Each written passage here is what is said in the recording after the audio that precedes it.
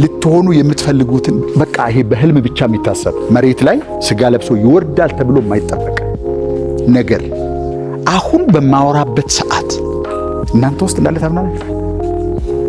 Do you really believe? አሁን እንግዲህ ምንድነው መሰላችሁ በውስጥ በኩል ሊኖር ይችላል ብሎ መጠርጠርና የምር ማመን በጣም የተለያዩ ነገሮች ናቸው። ካመናችሁ ባህሪያችሁ ይለወጣል። አምኖም እንደ ድሮ መኖር ሁለት ጎን ለጎን ሊሄዱ የማይችሉ ሁለት ዓለማቶች ናቸው። ሁለት ዓለም ውስጥ ነው የምንኖረው።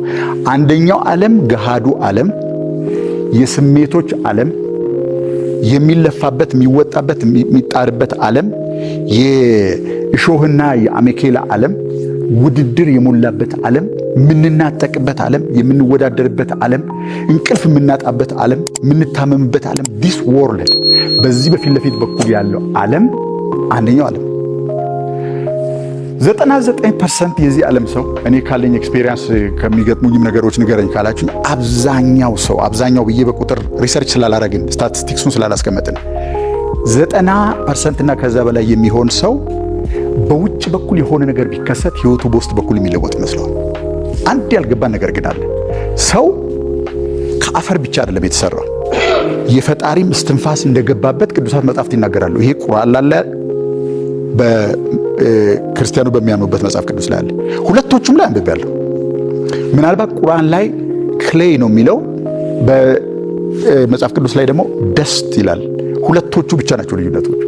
ሁለቶቹም ከዚህ ምድር አካላዊ ነገር የተበጀ ነገር እንዳላቸውና ግን ከሌላ ዓለም የመጣ በእጅ የማይጨበጥ በአይን የማይታይ በአፍንጫ የማይሸተት ከዚህ ዓለም ያልሆነ ስሜቶቻችን የማያውቁት ሌላ እስትንፋስ እንደገባብንና ልክ ያ እስትንፋስ ውስጣችን ሲገባ ሰው ሕያው ነፍስ ያለው እንደሆነ ይናገራሉ።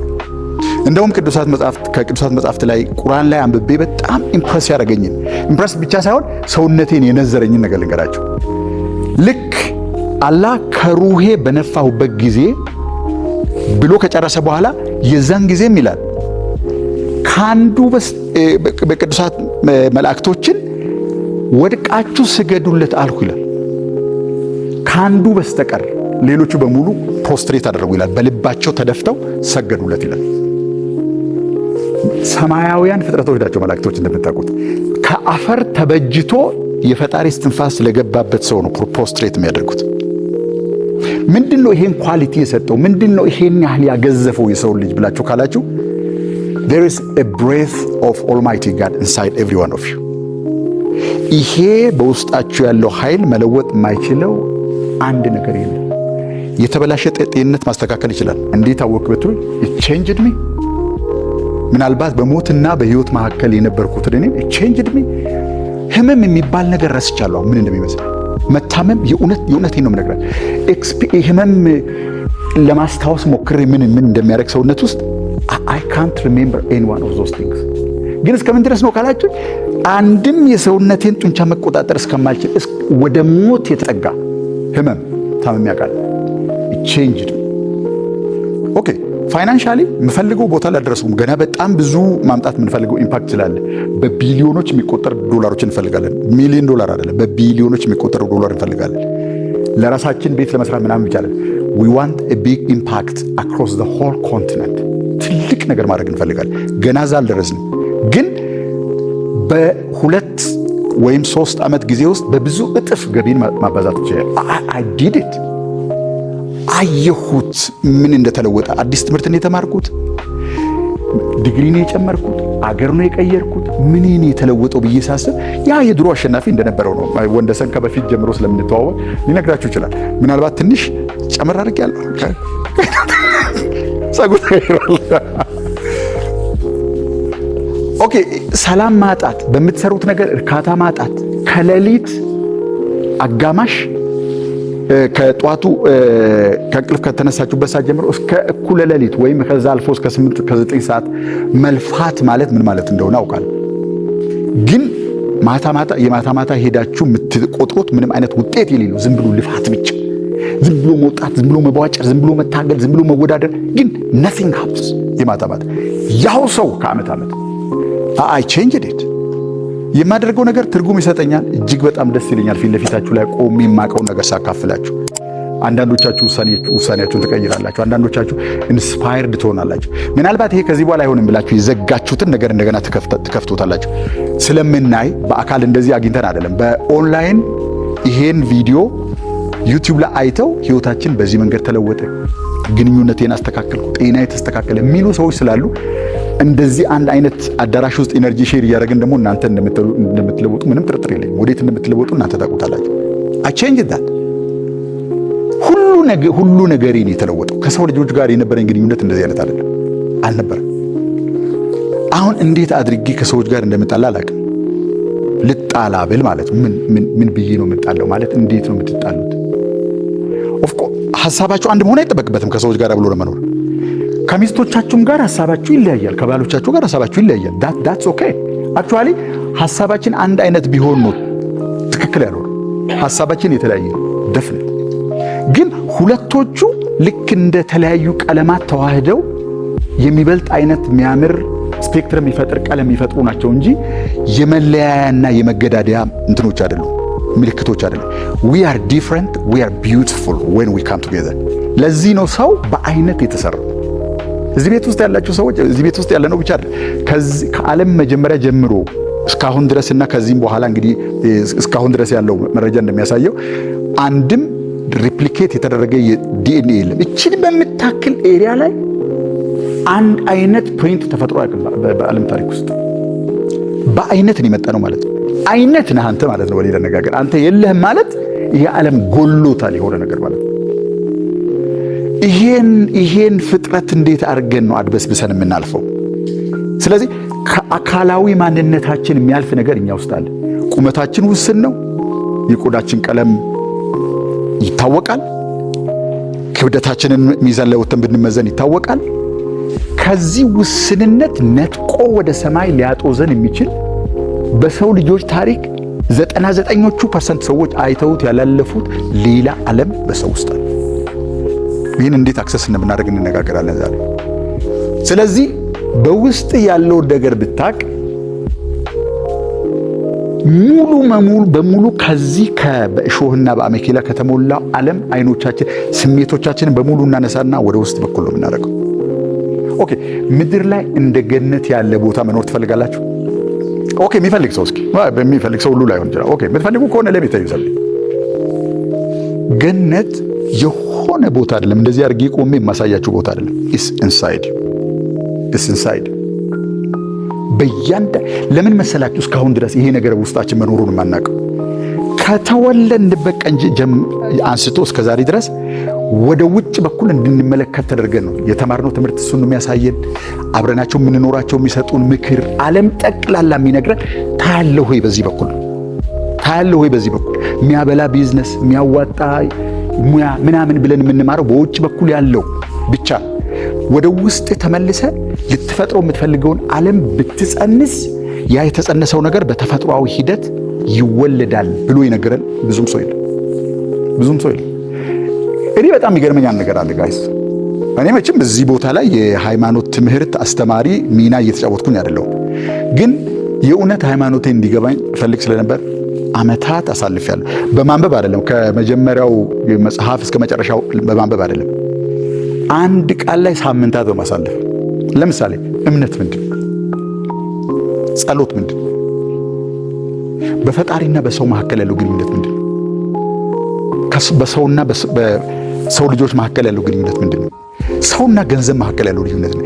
የተለያዩ ነገሮች ናቸው ወይስ ከአንድ ፓተርን የሚተረተሩ ነገሮች ናቸው? እነዚህ ነገሮች the more I saw it ካወሳሰብነው እጅግ በላይ ህይወት ቀለል። ግን በድካምና በመውጣት በመውረድ ብዙ ዓመታትን በማክባከን ስለሆነ የተማርነው ቀላል ነገር ብነግራችሁ ገብታችሁ አታደርጉትም። ዛሬ አንዱ ምን አደረገው እሱ ነው የሚሆነው ማለት ነው። ማንም ሰው እዚህ ቤት ውስጥ ቀላል ነገር አይፈልግም። ምክንያቱም ቀላል ነገር ትልቅ ነገር ይፈጥራል ተብሎ ስለማይታሰብ would you do something very simple እዚህ ቤት ውስጥ ያለው ሁሉ ሊያደርገው የሚችል ነገር ብነግራችሁ ከዛሬ ማታ ጀምራችሁ ገብታችሁ ታደርጉታላችሁ? ኦኬ፣ መጀመሪያ የዚህን ውስጣዊ ዓለም ካራክተሪስቲክስ ልንገራችሁ። በውስጣችን ያለው ዓለም ካራክተሪስቲክስ ልንገራችሁ። አንደኛው ባህሪው ባውንድለስ ነው። ድንበር አልባ፣ ወሰን አልባ፣ ጊዜ አልባ ዘላለማዊ እጅግ በዚህ ዓለም ውስጥ ላለ ሰው የማይገባ በህይወት ልምምድ ካልሆነ በስተቀር እንደዚህ አይነት ሌክቸር በመስማት የማይገባ ወደ ቤታችሁ ተመልሳችሁ ኤክስፔሪየንስ ካላደረጋችሁት በስተቀር የማይገባ ግን ሁላችንም አክሰስ ልናደርገው የምንችለው ዓለም አለ። ስለዚህ ባውንድለስ ነው ማለት ወሰን የሌለው እልቆ መሳፍርት ዓለም አለ በእኛ በኩል። የሰውን ልጅ ወደ ሁለት ዓለም እንደተከፈተ መስኮት አድርጋችሁ ቁጠሩ። የሰውን ልጅ ስትመለከቱ በአንደኛው በኩል ያለው መስኮት ወደዚህ ገሃድ ዓለም ነው የሚያሳየው። ይሄ ገሃድ ዓለም ሁሉ ነገሩ የተወሰነ እንደምታውቁት የምንማራቸው ትምህርቶች ምናምን አሁን ሂድና እስኪ እንትን ገዝተና ብላችሁ ልጅ ብትልኩ ምን ብሎ ሊጠይቃችሁ ይችላል? ያለች ለምሳሌ ያህል ሂድና ፓስታ ገዝተና መኮሮኒ ገዝተና ብትሉት ምን ብሎ ሊጠይቅ ይችላል? ገንዘብ ሰጥታችሁታል። ስንት ኪሎ ይላል?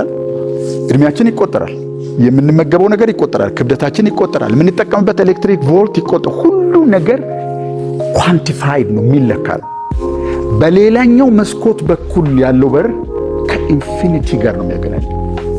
በነገራችን ቆይ ሰዎች ለትህትና ብለው ትህትና በእምነታችን የምንቀበለው ነገር ስለሆነ ማለት ለትህትና ብለው እውነት የሚያድበሰብሱበት ጊዜ አለ። ዳስ ዋራይ ሰው ምን ማለት ነው? እሱ ማለት ፈጣሪን በጣም ከፍ አድርጎ ግሎሪፋይ ለማድረግ ብለው ያልተሰጣቸውን ተፈጥሮ በትህትና ሰበብ የተቀበሉና በዛ ውሸት ስቴት ውስጥ የሚኖሩ ሰዎች አሉ። እያንዳንዱ ሰው ከፈጣሪ መንፈስ ጋር ኮኔክትድ። ሌት ሚ ቴል ዩ ዋይ። ስነ ፍጥረትን በሙሉ የሞላው እኮ የፈጣሪ መንፈስ እኮ ነው። ቅዱሳት መጻሕፍት ላይ አላነበባችሁም? ዳዊት የሚለው ነገር ሲጠፋው እንደዚህ አለ፣ ወደ ሰማይ ብወጣ አንተ በዚያ አለ፣ ወደ ሲኦል ብወርድ አንተ በዚያ አለ፣ የንጋትን ክንፍ ወስጄ ብበርር ወዴት ልሂድ ካንተ መንፈስ?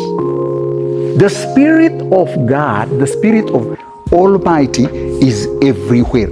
ልትሸሹት አትችሉም ማለት ነው። በሌላ አነጋገር ተኙ፣ እዛ ቦታ ላይ አለ፣ ተነሱ፣ እዛ ቦታ ላይ አለ፣ ታመሙ፣ እዛ ቦታ ላይ አለ፣ ዳኑ፣ እዛ ቦታ ላይ አለ፣ ደህዩ፣ እዛ ቦታ ላይ አለ፣ ባለጠጋ ሁኑ፣ እዛ ቦታ ላይ አለ። ምንድነው የተፈጠረው ካላችሁ nobody is aware of that። አዌር ባንሆንም ግን መኖሩን ግን ላስረዳችሁ በተጨባጭ ነገር። አሁን ልባችሁ ይመታል። ልባችሁ ውስጥ ሁልጊዜ የምንጠይቀው ጥያቄ ነው፣ ሁሉም ሰው ስለሚያውቀው። አሁን ደማችሁ እየተዘዋወረ ነው። ኦኬ፣ እየተዘዋወረ ያለ ሰው እጁን ያሳይ። ኦኬ፣ ሆን ብሎ በሰውነት ውስጥ ደም እያዘዋወረ ያለ ሰው ከዚህ ቤት ውስጥ እጁን ያውጣ። ኦኬ፣ ሳናውቀው በውስጣችን ከኤክስፔክቴሽን በላይ የሆነ ረቂቅ ነገር የሚሰራ ሌላ ስፒሪት አለ ማለት ነው አይደል? that's what that is። ልቡ የምትመታ ሰው የፈጣሪ ግሬስ በውስጡ አለ። አሁን በማወራበት ሰዓት ማለት ነው። ያ ግሬስ ያ ማይወሰድ ስጦታ ነው ሰውነታችንን ራን የሚያደርገው። የማንጠብቃቸው ከቁጥር በላይ የሆኑ ኢንፋይናይት ነገሮች ይከናወኑ እዚህ ቦታ ላይ። ሁሉን ነገር በጡንቻችን ነው የምንለካው። ምንችል ይመስለናል። ሁሉን ነገር የምናደርግ ይመስለናል። ነው እያንዳንዱ የምናደርጋት ነገር ከቤታችሁ ተነስታችሁ እዚህ መድረስን ጨምሮ ማለት ነው። there is grace። ስነ ፍጥረትን በሙሉ የሚያለብስ የፈጣሪ ግሬስ አለ። that's where we live። that's what we read።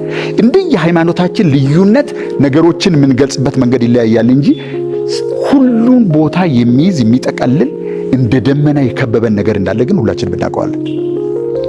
ኦኬ፣ ስለዚህ ለምንድን ነው ሁላችንም ሀብታም ያልሆን ነው? ለምንድን ነው ሁላችንም ጤነኛ ያልሆን ነው? ለምንድን ነው ሁላችንም ሰላማዊ ያልሆን ነው? ለሽ ብለን እንደ ጨቅላ ሕፃን እንቅልፎቻችንን ለምንድን ነው ማንተኛው? ስለ ነገ ለምንድን ነው እንደዚህ ወሪድ የምንሆነው? የሚያምር አልጋ ላይ ተኝተን እንቅልፍ የምናጣው ለምንድን ነው? because we don't know። ጠቅላላ ዙሪያችን በውስጣችንም በኩል በውጫችንም በኩል ይሄ ሸሽተነው ልናመልጠው ማንችለው ስፒሪት ውስጥ ሶክ ሆነን ያለን። ድሮ ሳይንቲስቶች ይሄን ነገር ስሙንም መጥራት እውቅና መስጠትም አይፈልጉም ነበር። እንደነ ፌይንመን ሪቻርድ የሚባሉ ሰዎች፣ እንደነ ዴቪድ ቦም፣ እንደነ ፕሮፌሰር ሚኪዮ ካኩ ቁጥራቸው አጨርሷቸው። አሁን የቢግ ባንግ የሚሉትን ስነ ፍጥረት የተጀመረበትን ቀን ኢኒሼት ያደረገ የጀመረ ከስነ ፍጥረት መጀመር በፊት የነበረ እነሱ ዩኒፋይድ ፊልድ ብለው የሚጠሩት ኮንሽስነስ ከጥንት ጀምሮ ጊዜ መቆጠር ከመጀመሩ በፊት ጀምሮ እንደነበር ይናገራሉ ሳይንቲስቶች። እኛ ግን ከብዙ ዓመታት በፊት ቅዱሳት መጻሕፍትን እጃችን ላይ ይዘን